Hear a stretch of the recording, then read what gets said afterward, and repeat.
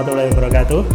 Selamat datang khususnya bagi mahasiswa Prodi Komunikasi dan Penyiaran Islam UIN Sunan Kalijaga Yogyakarta yang mengambil mata kuliah Produksi Media Cetak.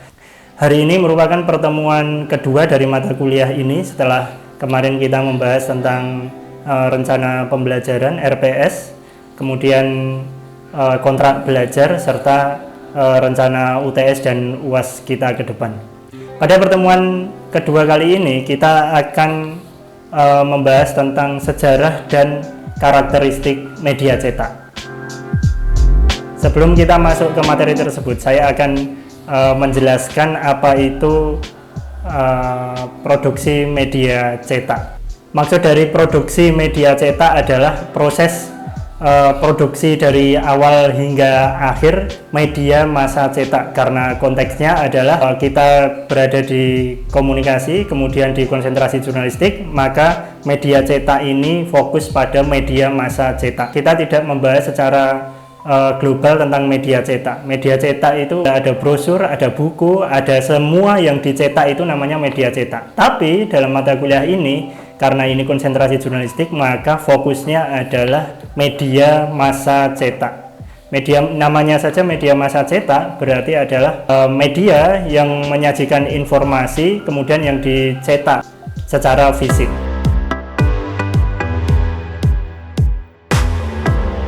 Di usia Anda rata-rata semester 6 ini adalah kelahiran tahun 2000-an hingga 2005, maka saya yakin tidak pernah bersinggungan langsung dengan yang namanya koran. Karena koran pada masa kelahiran Anda itu menjadi puncak kejayaan. Sampai Anda usia 6 tahun itu koran mulai padam, sehingga Anda tidak bisa menikmati koran itu. Dalam sejarah di Indonesia, koran itu mulai hidup dan berkembang pesat pada tahun 97, di mana di situ ada krisis moneter, kemudian 98 terjadi reformasi. Nah, titik balik media massa di Indonesia itu pada setelah reformasi. Kenapa? Karena sebelumnya pada masa Orde Baru, koran dan media massa lainnya itu diatur oleh pemerintah. Dalam hal ini adalah kekuasaan rezim yang 32 tahun berkuasa, itu memegang penuh kendali koran, majalah, dan lain sebagainya dengan embel-embel surat izin penerbitan. Kemudian setelah 98 itu kebebasan pers itu dibuka seluas-luasnya, sehingga pada zaman tersebut muncul banyak koran-koran baru, kemudian portal-portal berita baru, kemudian koran-koran di daerah juga muncul karena kebebasan pers tersebut. Kejayaan koran itu meredup ketika internet masuk. Pada tahun 2005 itu internet sudah mulai menjejali kehidupan kita. Misalnya kalau di kampus itu 2005, 2006 itu tugas-tugas itu sudah mulai mencari di internet dan lain sebagainya. Dalam lini kehidupan lain, internet juga sudah mulai ada interaksi ya di sosial media, misalnya Facebook, Friendster pada saat itu. Namun pada tahun 2005-2006 itu koran belum dikatakan mati karena masih bisa hidup dan oplahnya masih tinggi. Barulah pada kisaran 2010 ke sini, kehadiran gadget itu mulai memangkas sedikit demi sedikit oplah koran.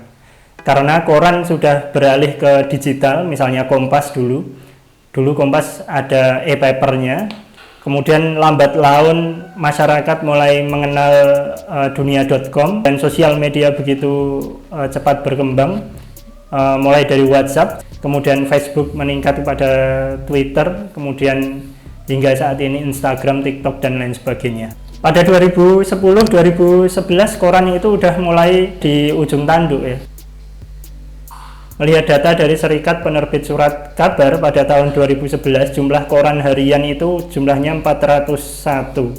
Kemudian pada 2012 itu menjadi 400. Artinya dalam satu tahun itu ada satu koran yang tutup. Menariknya pada 2013 itu koran hanya menyisakan 294.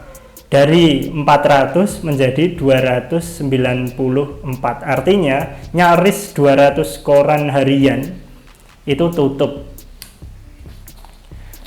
matinya beberapa koran tak lantas membuat perusahaan koran lainnya yang masih hidup itu langsung cabut dari industri ini ya. Karena mereka percaya bahwa koran nanti akan kembali lagi, akan reinkarnasi. Sebagaimana zaman dulu ketika koran berjaya kemudian hadir teknologi yang namanya radio, itu ilmuwan-ilmuwan beranggapan bahwa radio akan mematikan koran. Nyatanya tidak.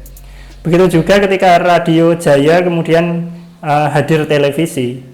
Para pengamat mengatakan bahwa radio akan mati karena sudah ada teknologi yang namanya televisi. Nyatanya sampai hari ini radio masih hidup, nyatanya sampai hari ini koran masih hidup. Mereka hanya berkembang memenuhi tuntutan zaman. Perkembangan masyarakat saat ini sudah berbeda dengan 20-30 tahun yang lalu ya.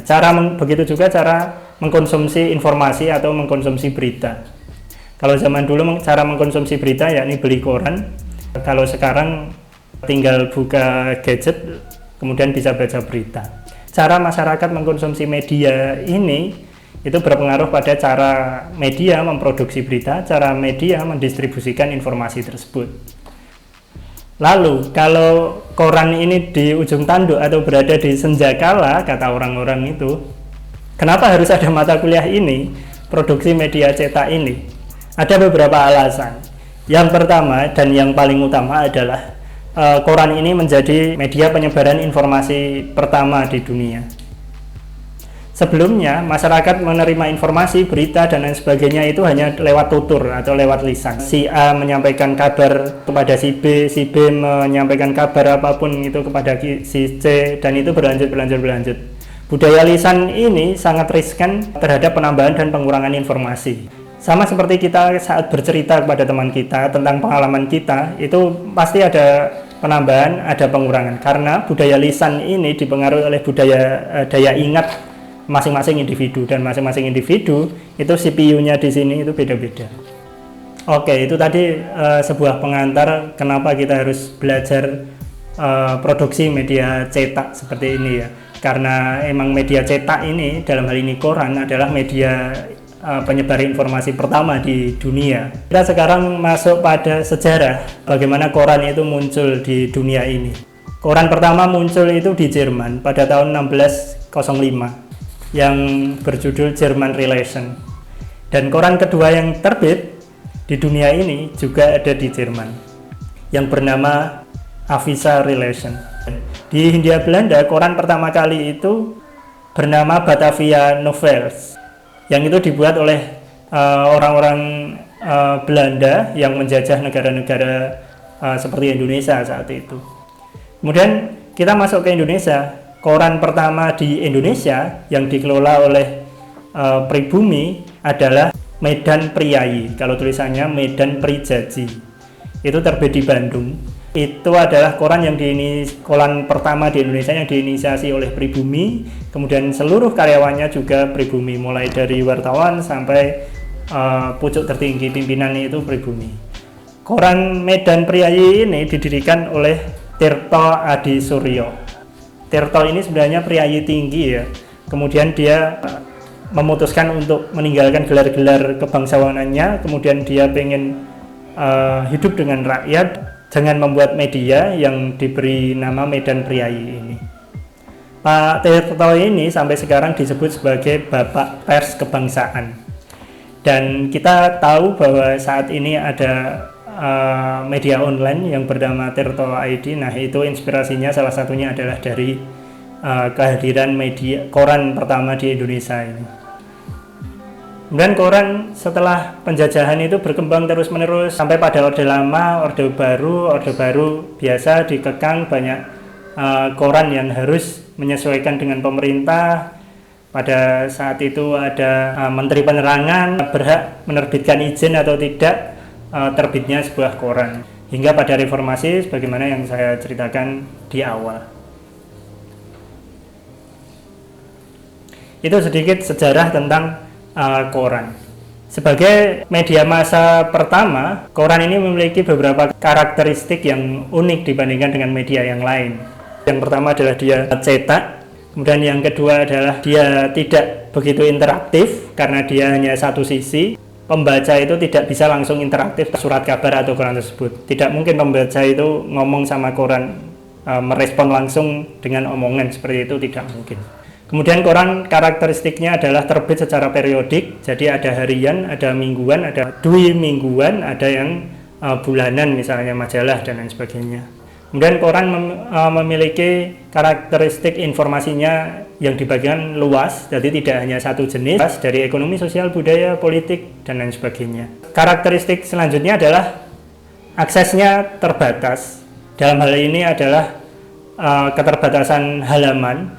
Karakteristik yang terakhir adalah koran itu bertahan lama atau timeless, karena dia berbentuk fisik sehingga bisa disimpan kemudian dibaca di lain hari, seperti itu. Dengan karakteristik tersebut, apa saja keunggulan dan kelemahan koran itu? Keunggulannya misalnya bisa dilihat berkali-kali, kemudian memiliki desain khusus, kemudian repeatable. Kemudian apa kelemahan koran? Kelemahan koran antara lain adalah ruangnya terbatas. Ruang terbatas ini, koran itu cetak kan bisa 16 halaman, bisa 24 halaman, pokoknya yang bisa dibagi 4 itu terbatas. Nggak mungkin semua tulisan itu masuk. Karena keterbatasan itulah, maka konsep penulisan di koran itu, yang strike news itu singkat, padat, jelas, langsung to the point. Dan karakteristiknya, beritanya adalah memakai piramida terbalik. Sehingga yang penting itu ditaruh di atas, kemudian yang lain keterangan-keterangan, dan yang terakhir tidak penting. Maka ketika redaktur ingin mengedit, maka potong saja yang paling belakang, itu tidak berpengaruh pada esensi berita yang di atas. Selain ruang yang terbatas, periodik, karena terbit secara periodik, maka periodenya juga terbatas. Misalnya koran hari ini ketika dibaca besok, maka beritanya sudah basi, dalam artian seperti itu. Kelemahan koran lainnya adalah hanya berisi teks dan gambar, tidak bisa audio, tidak bisa audiovisual. Kelemahan yang lain adalah sebarannya lambat dan mahal. Sebarannya lambat artinya adalah jika dicetak di Jakarta, maka koran misalnya Kompas itu diterima di Papua itu bisa sore atau bahkan 1 hari setelahnya. Biayanya mahal karena membutuhkan cetak kertas, itu sangat mahal. Secara sederhana, itulah sejarah dan karakteristik media cetak yang saya jelaskan dalam hari ini, koran atau majalah, mingguan, dan lain sebagainya. Jika merefleksikan keadaan hari ini, maka koran ini sekarang sedang gamang. Artinya mereka sedang menentukan arah, kemana arah dan tujuan selanjutnya.